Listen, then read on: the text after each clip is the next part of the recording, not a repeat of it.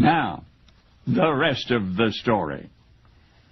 Let's dispense with formalities here. You may call him Scarface.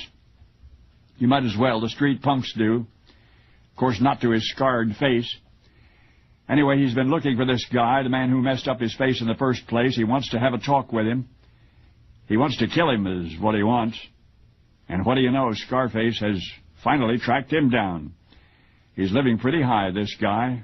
Scarface can tell from the address that some squealer coughed up. It's a better part of town that he's never seen, never hopes to see again, but there he is, standing at the nice clean door of the nice clean neighborhood, pounding his fists against it, both of them, hard.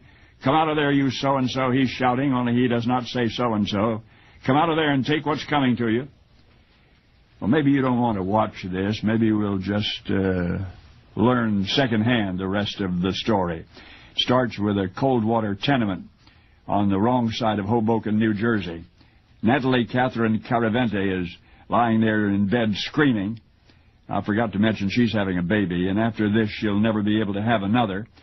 20-year-old Natalie is, less than 5 feet tall, and the kid she's trying to deliver is 13.5 pounds, breech, turned around in the birth canal, wedged in, so now what? Well, the doc, who's been sweating it out for hours, decides it's time to get the kid out one way or another and then start worrying about the mother, so he jabs in his forceps and grabs hold of the baby and pulls hard. When the kid comes out, his ear is ripped up. Big gashes on the left side of his face and neck. Or something else, the baby is dead. So quickly the doc pronounces him so, turns his attention to saving Natalie's life, which he does.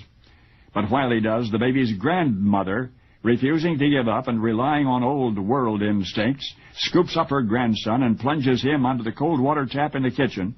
Turns out her instincts were right, because the born dead baby lived, though he survived forever scarred. And that's why Scarface, subsequently so called, eventually got the name of the doc who uglied him up with those forceps and found out where he lived and went there to beat him to death. But the doc, it so happened, was not home that day. Lucky for him, and lucky for Scarface.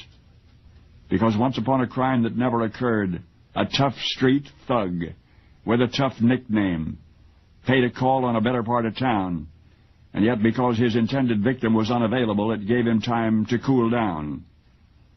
I did mention, didn't I, that Scarface was then 11 years young?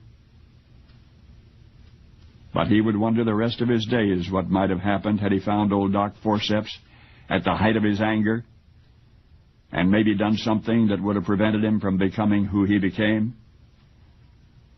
Frank Sinatra. Now you know the rest of the story.